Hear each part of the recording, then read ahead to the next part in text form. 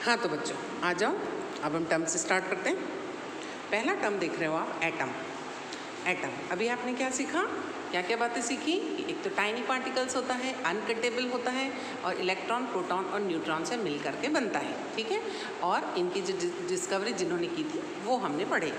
इसके बाद आ जाओ, एटम जो होगा वो सिंगल स्मॉलेस्ट यूनिट है। इसके कुछ एग्जाम्पल्स मैंने यहाँ लिख रखे, जैसे हाइड्रोजन है, हीलियम, आयरन, कॉपर, सोडियम। ये सारे एटम्स आप लोगों ने पढ़ रखे हैं पहले से ही, ठीक है। तो इनके सिंबल और नाम याद कर लेना। ये सबसे सिंगल फॉर्म है, सिंगल यूनिट्स हैं जिसको आप एटम बोलोगे। इसके बाद मॉलिक्यूल्स पढ़ेंगे हम। तो मॉलिक्यूल्स जो रहते हैं वो एटम से कैसे होते हैं, बड़े होते हैं। तो जब कई एटम्स मिल करके जॉइन हो जाएं तो वो क्या बनाएंगे, मॉलिक्यूल्स बना लेंगे। जैसे अकेला था तो उसको एटम कहा, लेकिन एक और हाइड्रोजन मिल जाए तो H2 हो जाएगा, ठीक है। ये वाटर है H2O, तो 2 हाइड्रोजन और 1 ऑक्सीजन। ये है कॉपर सल्फेट, एक कॉपर, एक सल्फर और ऑक्सीजन कितने, 4। तो इस तरह से क्लस्टर हो गया ना एटम्स का। तो इनकी क्लस्टर्स को, इनकी जॉइनिंग को, सिंगल एटम्स जब कई बार जुड़ जाएं तो वो कहलाएंगे मॉलिक्यूल्स। यहाँ पर सल्फर डाइऑक्साइड लिखा, 1 सल्फर 2 ऑक्सीजन, ठीक है। तो व्हेन 2 और मोर atoms join together they will form molecules. ऐसे बहुत सारे कोई भी एग्जाम्पल्स हो सकते हैं, ये मैंने कुछ लिख दिए। आगे आ जाओ।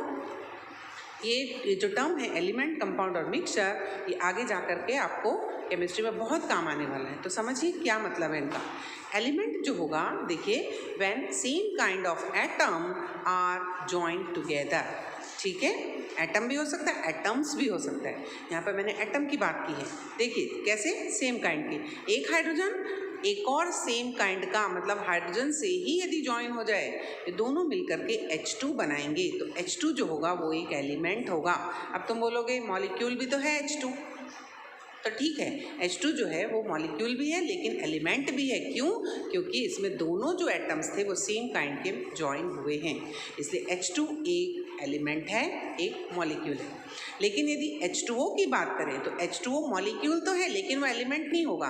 क्यों? क्योंकि इसमें दो टाइप के जुड़ रहे हैं एटम्स, इसलिए मॉलिक्यूल है। लेकिन क्या सेम काइंड के हैं? नहीं, हाइड्रोजन भी है, ऑक्सीजन भी है, इसलिए इसको हम एलिमेंट नहीं बोल सकते। ये मॉलिक्यूल तो है लेकिन वो एलिमेंट नहीं है।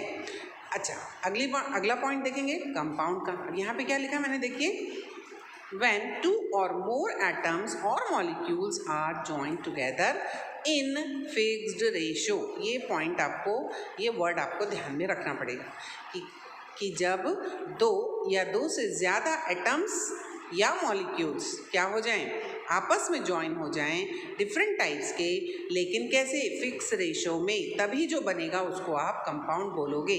जैसे H2O की बात करें तो H2O कब बनेगा, वाटर कब बनेगा, जब 2 हाइड्रोजन और 1 ऑक्सीजन अटैच होंगे। क्लियर? तो H2O जो है वो फिक्स रेशो में डिफरेंट एटम्स की जॉइनिंग है, इसलिए H2O एक कंपाउंड है। वो एक मॉलिक्यूल भी है लेकिन कंपाउंड है।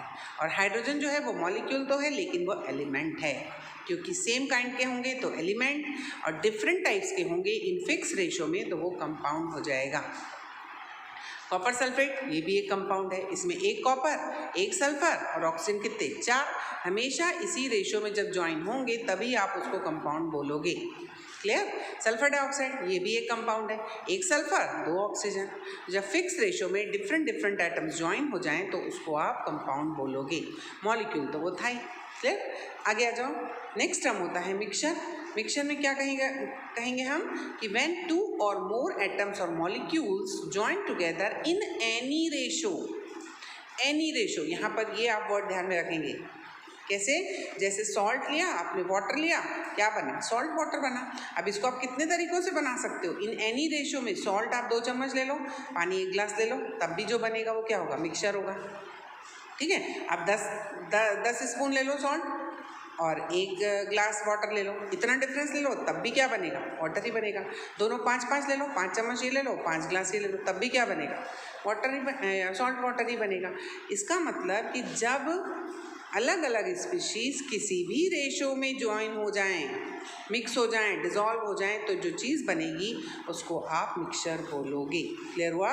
When 2 or more atoms or molecules mix in any ratio is called mixture. Clear? चलिए आगे आते हैं। नेक्स्ट टर्म आता है एलोट्रॉप। ये भी टर्म तुमने सुना है कई बार। यहाँ पर एक बार फिर से रिकैप करती हूँ मैं। व्हेन मतलब ऐसी स्पीशीज़ आप ले लो, ऐसे कंपाउंड्स ले लो या ऐसे एलिमेंट्स ले लो जिनकी फिजिकल प्रॉपर्टीज़ कैसी हों, अलग हों। मतलब दिखने में वो कैसे हों, बिल्कुल अलग हों, लेकिन chemically they all are same. यदि ऐसा तुम्हें किसी भी स्पीशीज़ में दिखे तो वो एलोट्रॉप्स होंगे। जैसे यदि कार्बन की बात करूँ तो कार्बन के 4 एलोट्रॉप्स मेनली मिलते हैं। कौन से? Diamond, graphite, fullerene, graphene. ये 4 एलोट्रॉप्स कार्बन के होते हैं। तुम यदि इन चारों को देखो तो ये चारों दिखने में बिल्कुल अलग है। Means physically they all are totally different. जैसे डायमंड देखा है तुमने, कितना चमकता है, कितना ट्रांसपेरेंट है, कितना हार्ड है। लेकिन ग्रेफाइट कैसा है? ग्रेफाइट जो आप पेंसिल की लीड होती है ना, वो आप देखिए कितना ब्लैकिश ग्रेश सा होता है, कितना स्लिपरी होता है, कितना सॉफ्ट होता है। तो कितना डिफरेंस है दोनों में। ठीक है, अब ये फुल्लेरीन और ग्रेनिन अपन नेक्स्ट जो चैप्टर्स आएंगे इसमें एंड में, उसमें मैं बता दूंगी।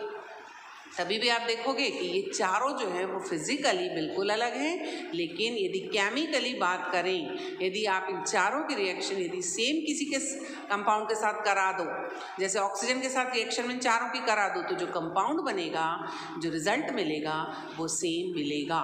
तो ऐसी स्पीशीज़ जो फिजिकली अलग हों, दिखने में बिल्कुल अलग हों, लेकिन केमिकली रिएक्शन के बाद सेम प्रोडक्ट दें, ऐसी चीज़ों को आप एलोट्रॉप्स कहोगे। क्लियर हुआ? चलिए नेक्स्ट टर्म जो आपको ध्यान में रखना है वो है आइसोटोप। आइसोटोप में ऐसे अपना एलिमेंट्स या ऐसी स्पीशीज़ जिनका एटॉमिक नंबर कैसा हो, सेम हो। यहाँ पे ध्यान रखेंगे, सेम एटॉमिक नंबर हो लेकिन डिफरेंट एटॉमिक वेट हो। एटॉमिक वेट को आप मास नंबर भी बोल सकते हो, एटॉमिक मास भी बोल सकते हो। ठीक है, तो ऐसी स्पीशीज़ जिनका एटॉमिक नंबर सेम हो लेकिन एटॉमिक वेट डिफरेंट हो, उनको आपस में क्या बोलेंगे? उनको हम आइसोटोप्स ऑफ ईच अदर बोलेंगे। तो क्या सीखा आपने? The same element having same atomic number but different atomic weight are called isotopes of each other. Clear? देखो एग्जाम्पल लिखा है मैंने, हाइड्रोजन। हाइड्रोजन 3 टाइप का मिलता है, हाइड्रोजन, हाइड्रोजन, एक और हाइड्रोजन। देखिए अब 3 टाइप के हैं, क्या क्या फ़र्क है देखेंगे। जैसे हाइड्रोजन को आप किससे रिप्रेजेंट करते हो? H से। अच्छा, इसके नीचे मैंने 1 लिखा है, ऊपर 1 लिखा है, तो जो नीचे लिखा जाता है वो एटॉमिक नंबर होता है और जो ऊपर शो होता है वो एटॉमिक वेट होता है। तो एक हाइड्रोजन इस टाइप का होता है जिसको आप प्रोटियम बोलते हो, जिसका एटॉमिक नंबर भी 1, वेट भी 1। दूसरा हाइड्रोजन जो होता है H, देखिए नीचे मैंने 1 लिखा है, ऊपर 2 लिखा है। क्या मतलब हुआ कि नंबर तो 1 ही है लेकिन वेट कितना है? 2। इसको आप ड्यूटेरियम बोलोगे। इसको क्या कहा था? प्रोटियम कहा था। इसको ड्यूटेरियम कहा तो H की जगह आप D भी लगा सकते हो, तो D इधर 1 इधर 2, ये की बात है। तीसरा टाइप देखेंगे आप तो हाइड्रोजन नीचे 1 ऊपर 3, मतलब नंबर कितना? 1 और वेट कितना? 3। इसको जो नाम दिया गया है वो है ट्राइटियम या टिट्रियम भी बोलते हैं। ठीक है, या ट्राइटियम के टी से, इसको टी से भी रिप्रेजेंट करते हैं, 1, 3। क्या सीखा आपने कि हाइड्रोजन 3 टाइप का होता है, 3 स्पीशीज, मतलब सेम एलिमेंट। एलिमेंट भी कैसे होंगे? Same. The same element having same atomic number 1, 1, 1 but different atomic weight 1, 2, 3। तो इन सबको हम क्या कहेंगे कि ये तीनों एक दूसरे के आइसोटोप्स हैं। क्लियर हुआ?